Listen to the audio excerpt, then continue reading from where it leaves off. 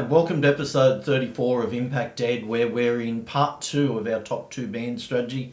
And I'm again joined today by everyone. Belinda Gruden in James's absence. And absolutely delighted to have you here again, Belinda. Thank you, James. Hi, everyone. We had a look in the last episode around how we identify students, convert the target into numbers, and then the numbers into faces. Mm-hmm. This is, I think, very exciting, and just to share with everybody how it came around, I sat with Belinda and I said, what I want is a checklist that a teacher can use that says these are the skills that a child needs to get a top 2 band, whether they're in year 3, whether they're in year 9, whether they're doing reading or numeracy. And to my very great surprise, such a thing didn't exist. No. Which, Belinda, you then got tasked with what are you going to come up with that's going to do that. So why don't you talk about the reading one and we will start to unpack what that looks like. So after having discussions with Steve around what could we use to support schools to identify skills and strategies needed to support students in achieving top 2 bands, we came up with a plan to pull apart a past NAP plan paper and map that to the syllabus and map that to the progressions and really start to identify some of the key skills and strategies that we see in band 5 and 6, 7, 8 and 9 and 10. And I love the concept that you just spoke there about the key skills. Yes. So we are using the NAPLAN materials because they're quality. We want students to be familiar with them. We want teachers to be familiar with them. But we're not looking to teach to the test, but we are looking to teach the skills. Definitely, and I think that's important to note here that we are using past NAP plan papers as a tool. It's not about giving our high-performing students the past papers and sending them off to practice these papers and then marking it and checking it when they're finished, because that's just keeping them busy. Yep. It's about using the past papers to explore the skills that we need as teachers under the syllabus and curriculum documents, and therefore developing our knowledge around what skills and strategies we need to make sure our teachers are teaching to support our students that are high performing. Fantastic. So you've developed these for years 3, 5, 7 and 9? Yes, okay. I have. So why don't we cut over and we will have a look at one now. Okay, so as an old engineering and woodwork teacher, you're going to have to go really slow, Belinda, with this, just to make sure I get it. I've looked at it. I think I get the concept, and to be quite honest, I think I could walk in, understand the stimulus and use this, but why don't you unpack it for us? So this portion of the document provides teachers with a sample text from the 2019 NAP plan paper, and what we've done is we've gone through Scout and we've pulled out all of the band 5, 6, 7, 8 or 9 questions that linked in with this paper. So you can see at the top of the document here where it's ticked is just to identify to the teacher that this stimulus dealt with band 6, 7, 8 and 9 questions. So because we're working with high performing students, it was a great opportunity to provide the higher bands as well, just to give these students an opportunity to see how far they can go and engage in these texts. And what we found during our analysis of these documents is that sometimes that the band 8 questions weren't necessarily any harder than the band 7 questions. It may have been based around the complexity of the text or the steps involved in the question. So we set it up this way so staff or teachers could engage with a stimulus and look at the bands in increasing complexity. So I noticed there in the top left-hand corner, you've got the stimulus and you're providing that as a separate resource. And this is simply one example. You're going way too quick for me now, Belinda. Slow down. That's okay. I was just showing people how it goes as we go through the document. Okay, so let's go back up to the top one if we can. Okay, so we've got question 30 there. in Norse mythology, rented lips, the Rainbow Bridge, and then 4 multiple choice questions. Do you want to explain what you've got sitting down below that? So down below, what we've got is the outcome that it links to. So teachers can go into the syllabus to get further information around what the indicators may be that they need to address in their teaching and learning. Then sitting alongside of that is the skill. So we've typed in there the skill that the students are needing to access that question. So an example just for that question is the student needs to interpret directly stated information in an information text. And then sitting in our last column here is the link to the learning progression. So all of our links in the learning progression sit in understanding text for our high-performing students. So this would be a great triangulation for schools that are using the progression.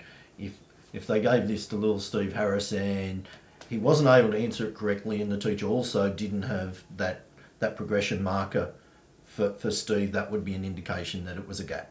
Definitely, and that would help in the gap analysis there, that this is where we need to come in at a teaching point for little Steve, because he's struggling to be able to interpret directly stated information. Okay, now I note that question, all the colour coding that you've got on it's in light blue, which to me indicates that it's band 6 from your key up in the top right hand corner. Excellent. I was numerical if not literate. Okay, so do you want to take us through the next step? So then, as I say, it just goes down. So in this stimulus, the next lot of questions entered into band 7. And that just allows teachers to say, if we're working with Year 5 students for this one, we may find that our Year 5 students can enter into those bands quite easily as well. And it's the same for our Year 3 students. And it would also work for high school, that if this was one stimulus that a high school teacher would like to use, starting at the band 6, just to make sure that our students have those earlier needed skills that they're going to need to build upon, will definitely help. So there is a selection of stimuluses ranging from band 5 right up to band 10, and they'll all be in the package. They'll also get the stimulus provided as a PDF, so that's all there. And just to assist teachers, there's also a marking sheet that will go with it, to make sure we've got the correct answers. So if I'm in Happyville High School, we've identified our 20 students that we're going to look for top 2 bands in, let's say, Year 9. Mm-hmm. How would you see that I'd use this?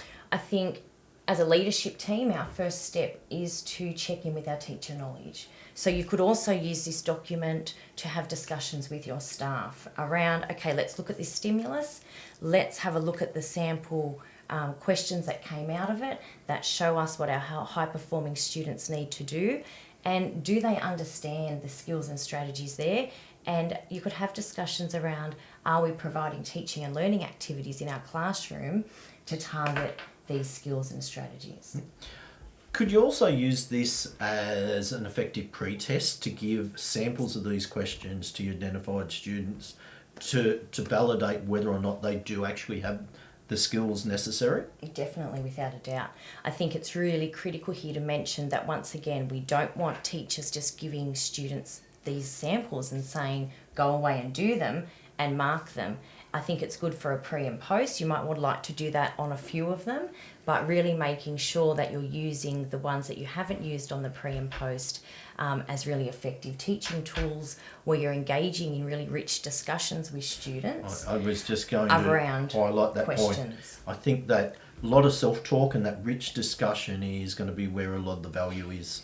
Definitely, and we've got to remember that we are working with our high-performing students. So engaging in rich discussions with them around, what do you notice in the stimulus?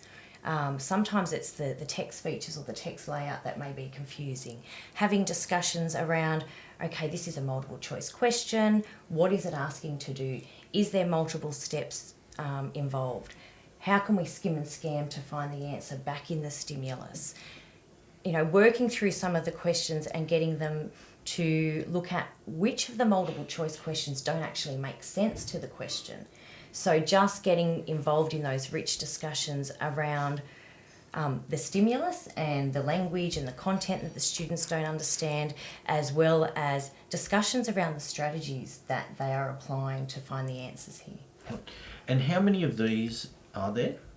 Linda? Ooh, I would say there would be 15 off the top of my Okay, head. so a huge number that teachers can use. And they range in level of difficulty. So some of them just look at band 6. So if you're working with year 3 students, and you might just want to start there at that point.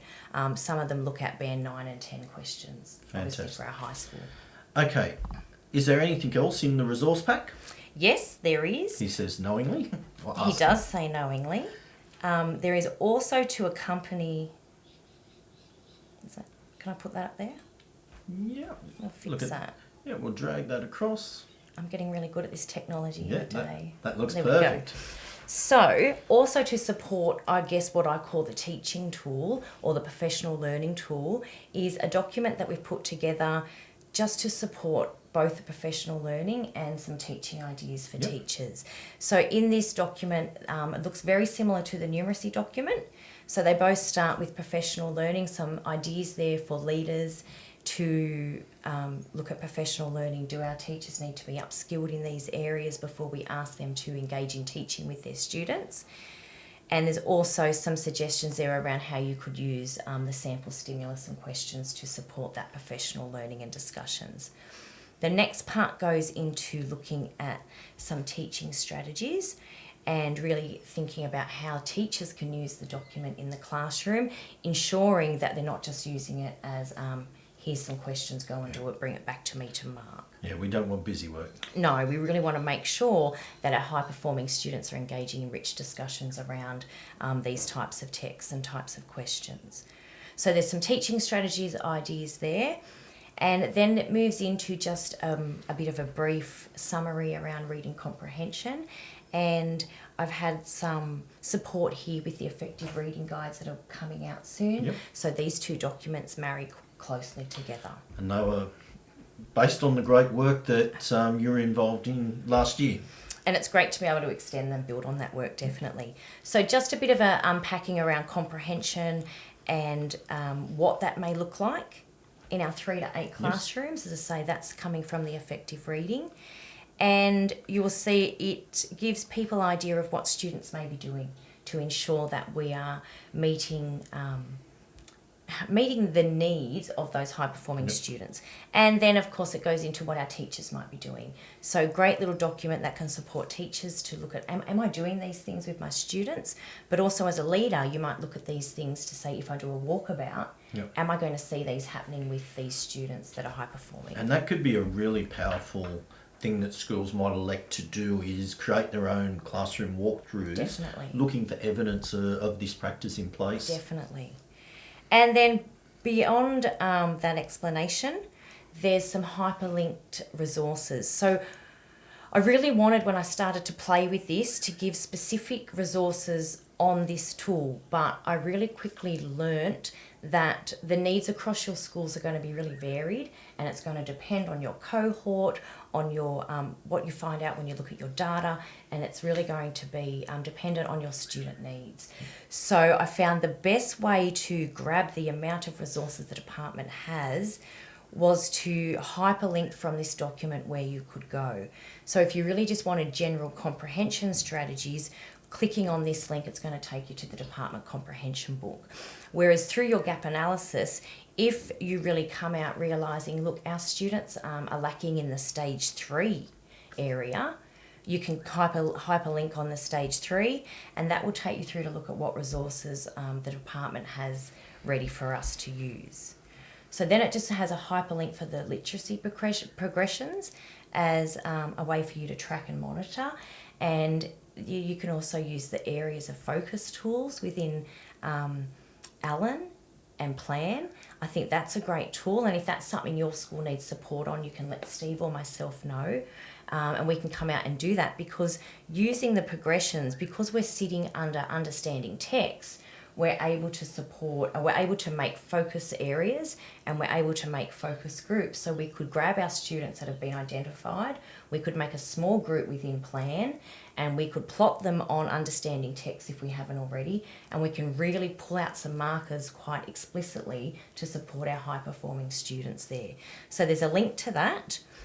Other tools that the department has that may support you, and you may have already been using, are the DOE short assessments, which are great tools that can provide some check-in information around a high-performing student's skills and abilities. I thought you were going to say something No, then. no, I'm watching the card flashing to say that it's low. One more thing then. Yep. So up here, I just explained that there was some resources to go into. When I went into those resources, I realised once again, there's mountains of resources again. So just to make it a bit quicker, if you were looking for stage 2 resources, you can see what I've done here is just done a cut and paste of, if you click that link, you can find resources on audience and purpose, positioning, fact and opinion, which are all the skills that are identified in the NAP plan in the previous document. Belinda, look, thank you for the work you've done. I see this as being really useful and very practical. You're going to save teachers time, and if teachers utilise it, I'm really confident it's going to support student high achievement. So great work. Thank you on behalf of all the schools that will use it. Thank you. We will come back shortly and do the numeracy. Great, we'll see you soon. Bye. Bye.